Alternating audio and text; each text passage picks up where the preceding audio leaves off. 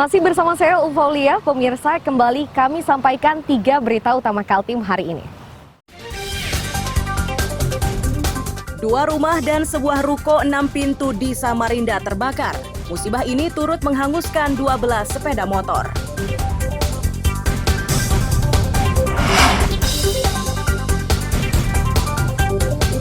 Polresta Balikpapan bersama Polda Kaltim gerebek kampung narkoba di Balikpapan.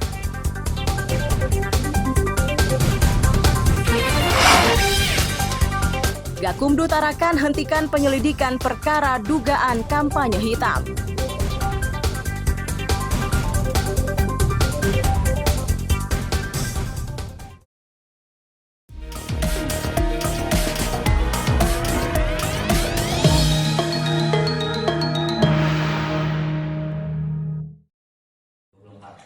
Adapun hal-hal yang kami akan sampaikan. Sentra Penegakan Hukum Terpadu atau Sentra Gakumdu Tarakan menghentikan perkara dugaan kampanye hitam yang dilakukan 2 orang terduga atas nama Dahlan dan Julian.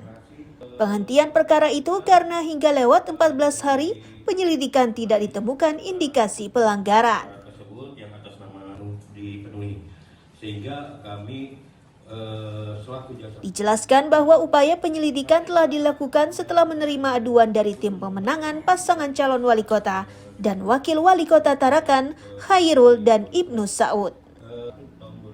Dalam laporannya, kedua orang itu dituduh menyebarkan kampanye hitam melalui video.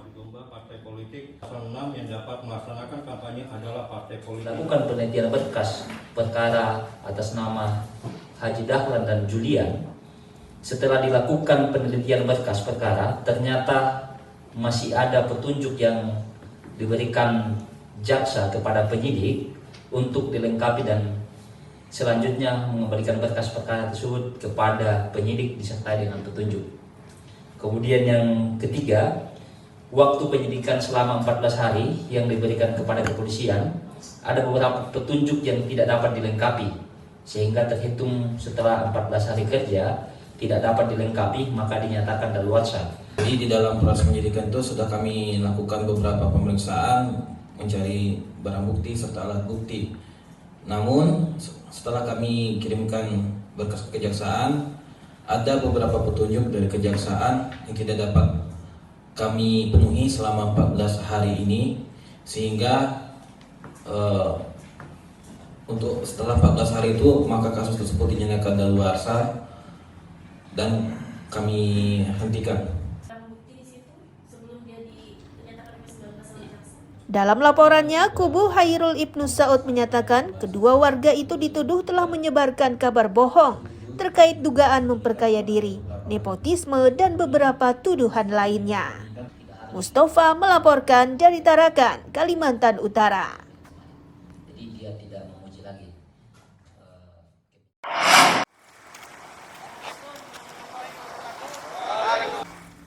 Ratusan petugas gabungan ini disiagakan Polres Bontang untuk pengamanan debat paslon wali kota dan wakil wali kota Bontang.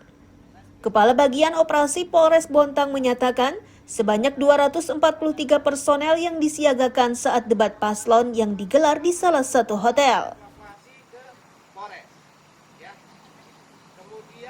Polisi juga menyiapkan puluhan personel tambahan yang disiagakan untuk ditempatkan di posko pemenangan masing-masing paslon. Itu dilakukan guna memastikan situasi tetap aman dan kondusif sepanjang pelaksanaan nonton bareng debat paslon.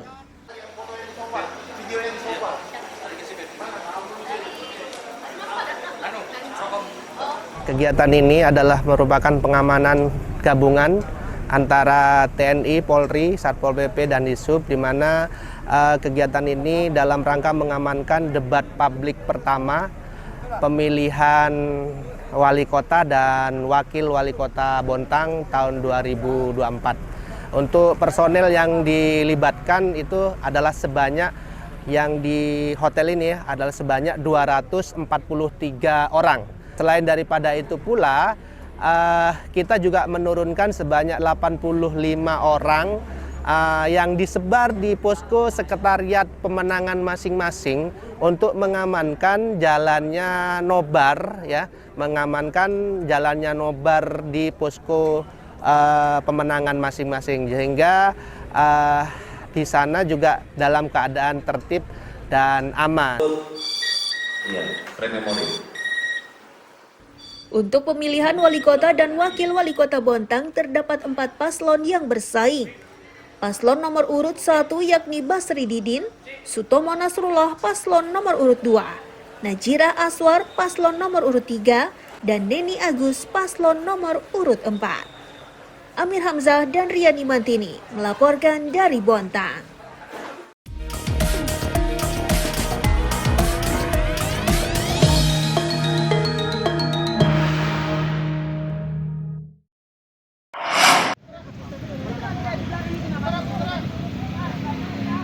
Suasana di Sungai Karangmumus, Samarinda beberapa hari terakhir terlihat ramai.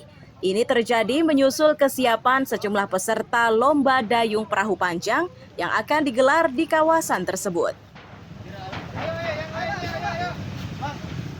Pihak Persatuan Olahraga Dayung Seluruh Indonesia atau PODSI Samarinda menyatakan lomba ini digelar untuk meningkatkan semangat atlet dayung. Untuk lomba kali ini, panitia membagi 2 kategori lomba, yakni kelompok pelajar dan umum.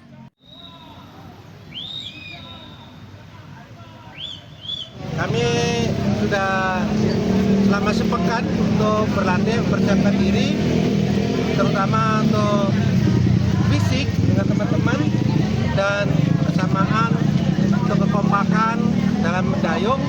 Mudah-mudahan nanti ke depannya di hari H itu kita betul-betul siap untuk mempersiapkan atlet-atlet kita dari TRC Info Taruna Samarinda ini, Pak. Berapa personel yang diturunkan nih? Tuh, sementara 12, 14, 2 cadangan. 2 cadangan ya? Iya. Ini direncanakan. Semangat untuk meramaikan lomba ini tidak hanya datang dari atlet dayung, namun juga dari relawan. Salah satunya adalah tim reaksi cepat informasi Taruna Samarinda. Mereka sudah menyiapkan 1 tim untuk mengikuti lomba tersebut. Ya, ini kita dari PODSI, Persatuan Olahraga Dayung Seluruh Indonesia, Kota Samarinda, ingin menyelenggarakan turnamen Dragon Boat namanya, atau lomba perahu naga. Nah, kami sengaja memilih lokasi di Karangmumus ini, karena memang Karangmumus ini punya sejarah yang cukup terkait sungai di Kalimantan Timur ini, khususnya di Samarinda. Diselenggarakan nanti rencananya di tanggal 16-17 November ini atau minggu depan. Sampai sekarang ada 2 kategori, pelajar dan umum.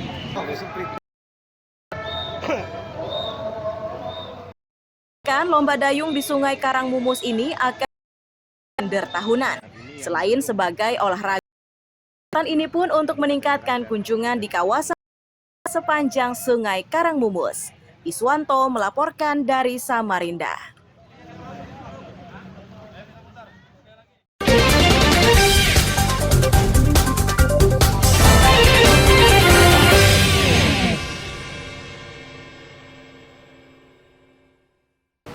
Pemirsa, informasi tadi sekaligus menutup perjumpaan kita dalam berita Kaltim hari ini. Saya Ulfolia dan tim redaksi yang bertugas mengucapkan selamat pagi, selamat beraktivitas, sampai jumpa.